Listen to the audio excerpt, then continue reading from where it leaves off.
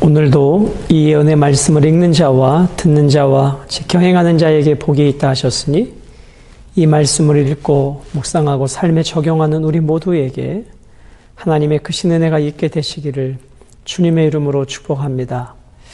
오늘 본문은 이사야 51장 1절로 11절의 말씀입니다. 지금 이스라엘 민족들은 바벨론의 포로로 붙잡혀 와 있습니다. 그들 스스로의 힘으로 이 처참한 상황에서 벗어날 수 있는 힘이 그들에게는 존재하지 않습니다. 그러나 하나님께서는 생명을 잉태할 수 없는 사라의 문을 여시고 그를 통해서 아브라함과 사라를 통하여 창대한 민족을 이루셨듯이 지금은 소망이 없고 절망 상태에 있는 포로로 끌려온 이스라엘이지만 저들을 회복시키실 것을 분명하게 약속해 주고 계십니다. 저들이 돌아올 때에 황폐한 시온은 여호와의 동산같이 될 것이고 이스라엘이 누리던 구원과 여호와의 정의로운 통치는 이방인들에게도 영원히 주어질 것입니다. 여러분, 이스라엘 백성들은 바벨론 70년 포로에서 돌아온 포로에서 자유이었지만 오늘 신약시대를 살아가는 여러분과 저는 영원한 죄악의 포로에서 예수님의 십자가와 부활의 능력으로 참된 자유를 누리게 되었습니다. 오늘 우리가 누리는 이 십자가의 은혜와 부활의 능력은 우리들뿐만 아니라 하나님을 믿는 모든 백성들에게도 공평하게 적용되어지는 하나님의 구속의 원리인 것입니다. 그러므로 우리는 지금 내 삶이 바벨론 70년의 포로와 같은 이스라엘 백성들처럼 참담하고 내일에 대한 소망이 없다 할지라도 하나님이 역사하시고 하나님이 개입하시면 한순간에 새로운 삶을 살게 되듯이 우리는 오늘도 그분의 은혜를 기억하고 기대하며 오늘 말씀으로 하루를 이겨가셨으면 좋겠습니다. 자, 1절과 2절은 아브라함과 사라를 생각해 보라고 말씀해 주십니다. 을을 따르며 여호와를 찾아 구하는 너희는 내게 들을지어다. 너희를 떠낸 반석과 너희를 파낸 우묵한 구덩이를 생각하여 보라. 너희의 조상 아브라함과 너희를 낳은 사라를 생각하여 보라. 아브라함이 혼자 있을 때에 내가 그를 부르고 그에게 복을 주어 창성하게 하였느니라. 자, 1절에 을을 따르며, 이 따른다라는 단어는 따르다, 추격하다 그런 뜻인데 이것이 법적인 의미로 사용될 때는 공의를 행하는 것, 관계적 측면에서는 다른 이들을 사랑하는 것, 영적인 측면에서는 의를 따르고 겸손히 행하는 것, 그런 의미로 의를 따르는 것을 이해해 볼 수 있습니다. 즉 이것을 종합해 보면 의를 따른다라는 말의 의미는 하나님의 뜻대로 순종하며 살아간다, 그런 의미인 것입니다. 여호와를 찾아 구한다. 이것은 하나님을 찾으려는 적극적 의지를 표현하고 있습니다. 하나님과 친밀한 관계를 맺고자 하는 열망의 표현인 것이죠. 그러한 너희들은, 즉 이스라엘 백성들을 말하죠. 누구에게 들을지어다? 내게 들을지어다. 듣는다라고 하는 말의 의미는 듣고 순종하다라는 의미죠. 그러므로 여러분과 저는 늘 누구의 말씀을 들어야 되는가? 하나님의 말씀을 들어야 합니다. 그리고 그분의 말씀을 순종해야 합니다. 이것이 하나님을 왕으로 인정하는 백성들의 삶의 자세인 것입니다. 그러므로 여호와를 찾아 구하는 자들은 삶의 몇 가지 특성이 나타납니다. 늘 성전 중심의 신앙생활을 하게 되고 예배를 사모하게 됩니다. 그리고 하나님의 뜻을 늘 구하고 찾습니다. 그리고 모일 때마다 하나님의 임재를 소원하게 되는 것입니다. 이것이 의를 따르며 여호와를 찾아 구하는 하나님의 백성들의 삶의 특징인 것입니다. 자, 너희를 떠낸 반석과 너희를 파낸 우묵한 구덩이를 생각하여 보라. 여러분, 화강암 땅에서 그 화강암의 일부를 한번 떠냈다고 생각해 보세요. 그 화강암을 다른 곳으로 옮겨놨습니다. 그러면 화강암 그 존재 자체가 변화됩니까? 변화되지 않습니까? 전혀 변화되지 않습니다. 동일한 화강암입니다. 장소를 아무리 옮겨도 그 본질은 바뀌지 않습니다. 그럼 이 1절의 말씀의 의미는 뭐예요? 지금 이스라엘 백성들이 예루살렘에서 포로로 끌려가 저 먼 바벨론 땅에 옮겨졌다 할지라도 하나님의 자녀라고 하는 그 본질적 속성은 달라지지 않는다는 것입니다. 우리의 삶의 환경이 어렵고 힘들 수는 있지만 그 상황이 하나님의 자녀라고 하는 그 본질적 특성을 바꿀 수 없다는 것입니다. 자, 그래서 2절에 너희의 조상 아브라함과 너희를 낳은 사라를 생각하여 보라. 아시다시피 사라는 경수가 끊어져 더 이상 자녀를 잉태할 수 없고 생명을 출산할 수 없습니다. 그런데 하나님께서 그 사라의 태의 문을 여시고 그에게 생명을 주셔서 이 아브라함과 사라를 통해서 이스라엘의 창대한 민족을 이루셨다는 것이죠. 아브라함이 혼자 있을 때에 내가 그를 부르고 그에게 복을 주어 창성하게 하였느니라. 지금 너희들이 이 바벨론 포로로 붙잡혀온 참담한 현실이지만 그럼에도 불구하고 너희들 존재의 본질은 하나님의 영원한 언약 백성이라고 하는 그 존재는 달라지지 않는다는 것입니다. 이것이 그리스도인의 정체성입니다. 오늘 여러분과 제가 이 세상을 살아가면서 내 삶의 환경에 따라 내 정체성이 흔들릴 수 없습니다. 내 본질적 가치가 변화되지 않습니다. 달라지지 않습니다. 이것이 오늘 이 말씀을 묵상하며 우리가 깊이 새겨야 할 그리스도인의 정체성이 아닐까를 묵상해 보는 것입니다. 자, 3절은 하나님께서 시온을 위로하시겠다 말씀하십니다. 나 여호와가 시온의 모든 황폐한 곳들을 위로하며 그 사막을 에덴 같게 그 광야를 여호와의 동산 같게 하였나니 그 가운데 기뻐함과 즐거워함과 감사함과 창화하는 소리가 있으리라. 여호와께서는 아브라함과 사라를 통해서 황폐해진 그 시온을 회복시키실 것을 말씀하십니다. 생명을 잉태할 수 없는 그 사라를 회복시키신 하나님의 능력은 지금 황폐해진 시온도 에덴의 동산과 같이 하나님께서 얼마든지 회복시키실 수 있다는 것입니다. 생명을 가질 수 없는 그 사라를 창대케 하셨던 하나님의 능력은 내일의 소망이 없는 바벨론 포로로 붙잡혀온 이 이스라엘 백성들도 에덴 동산과 같이 다시 풍성하고 아름답게 바꾸어 가실 수 있다는 것입니다. 사랑하는 여러분, 오늘 내 삶이 황폐해졌습니까? 소망이 없습니까? 살 소망이 끊어졌습니까? 하나님의 그 능력이 우리와 함께 하시면 한순간에 내 삶이 에덴과 같이 회복될 것입니다. 여호와의 동산과 같이 회복될 것입니다. 그러므로 우리는 환경을 보고 절망하지 말고 우리를 영원한 언약 백성 삼아주신 그 하나님의 언약을 붙잡고 그 약속을 붙잡고 오늘도 우리에게 주어진 삶의 자리에서 의를 따르고 여호와를 찾아 구하는 그 절박한 삶을 살아가야 되는 것입니다. 4절과 5절은 내 공의를 만민의 빛으로 세우시겠다 말씀하십니다. 4절 내 백성이여 내게 주의하라. 내 나라여 내게 귀를 기울이라. 이는 율법이 내게서부터 나갈 것임이라. 내가 내 공의를 만민의 빛으로 세우리라.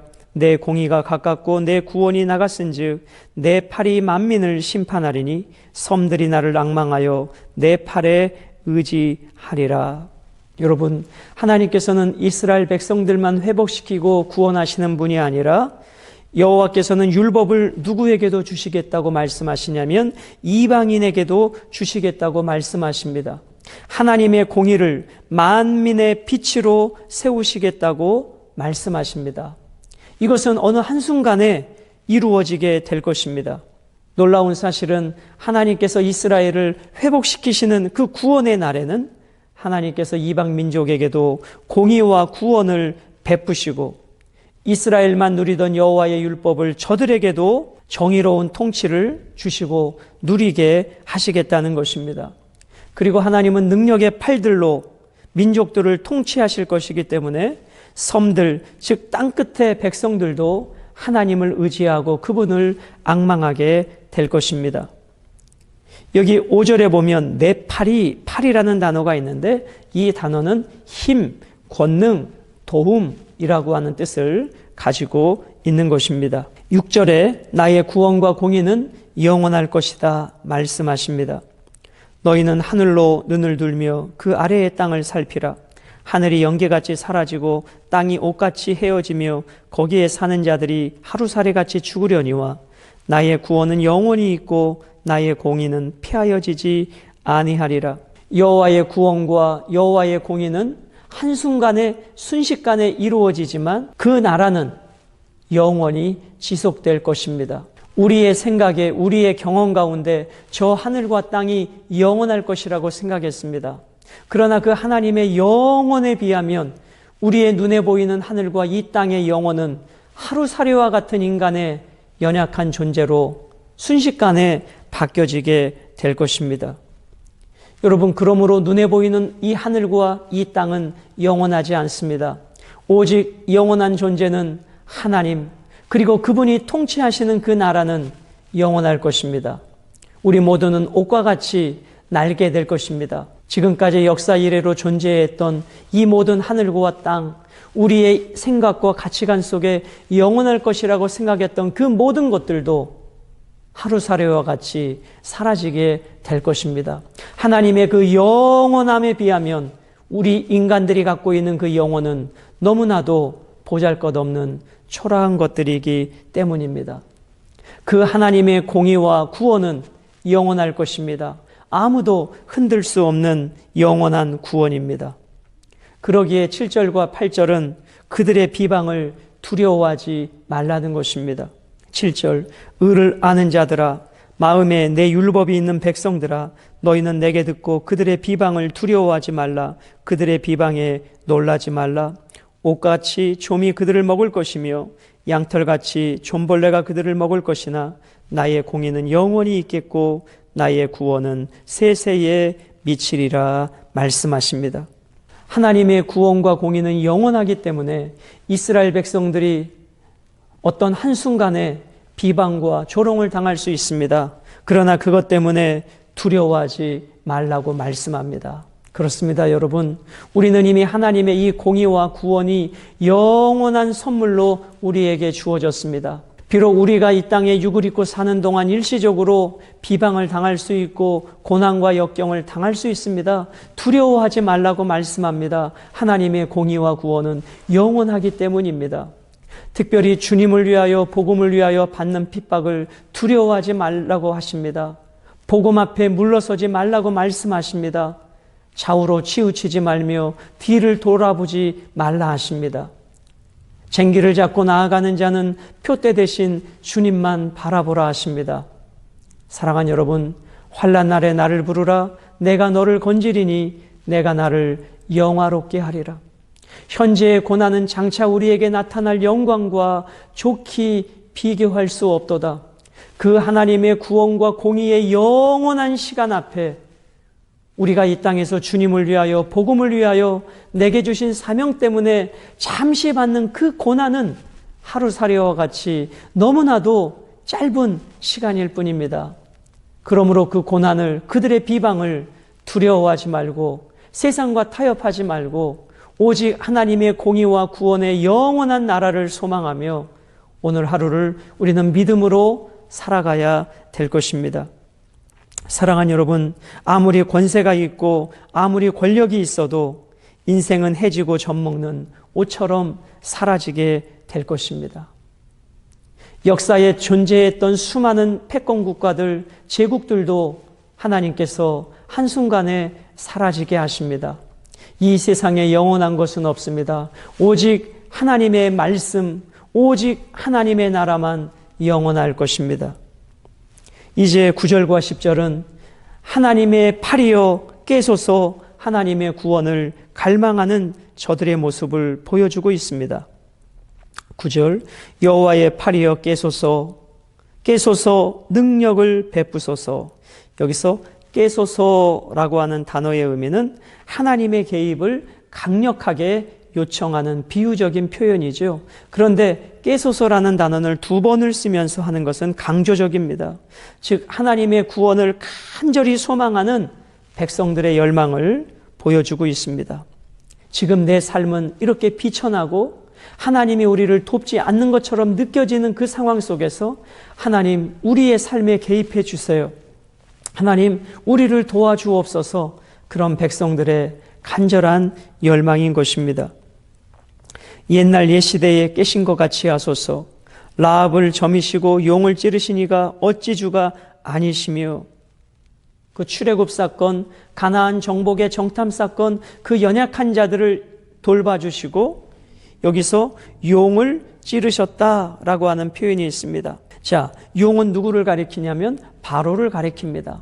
하나님께서는 출애굽에 그 아무도 대적할 수 없을 것 같은 바로의 권세도 꺾으시고 하나님께서 당신의 백성들을 구원해 주신 것처럼 어떻게 해달라는 거예요?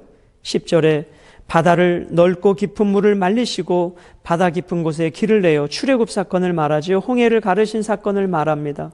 구속받은 자들을 건너게 하시니가 어찌 주가 아니시니까. 이렇게 우리 옛적 믿음의 선배들을 바로에게서 홍해에서 건져주셨던 여호와 하나님께서 오늘 바벨론 포로에 우리를 건져 주옵소서. 하나님 우리의 역사에 개입해 주옵소서.